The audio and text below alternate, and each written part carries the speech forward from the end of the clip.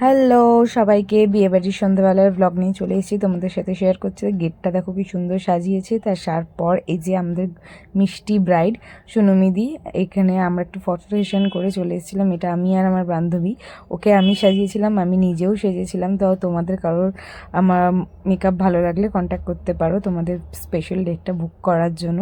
আমরা দুজনেই প্রায় সেম কালারের শাড়ি পরেছিলাম কোইন্সিডেন্টলি।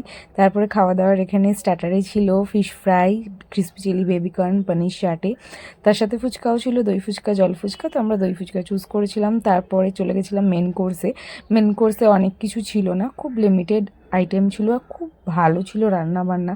এখানে কচুরি, আলুর দম, ভেটকি মাছের পাতুরি, বাসন্তী পোলাও, মাটন অর ফিশ দুটো ছিল। তারপরে ডেজার্টে ছিল চাটনি, পাঁপড়, রসগোল্লা আর মাখা সন্দেশ। প্রত্যেকটা আইটেম এত সুন্দর হয়েছিল কি বলবো। তারপরে আমরা চলে গেছিলাম গ্রুমের সাথে দেখা করতে। এখানে তার আশীর্বাদ হচ্ছে, তার সাথে দেখা করে চলে এলাম সোনমিদির সাথে দেখা করতে। যেহেতু আমাদের তাড়াতাড়ি বাড়ি ফিরতে হবে, অনেকটাই রাত হয়েছে, ওদের বিয়ের লগ্ন ছিল রাতের দিকে। তো এখানে সোনমিদির আশীর্বাদ হচ্ছিল, তো সেই ক্লিপিংটাও কিছুটা নিয়ে নিয়েছি।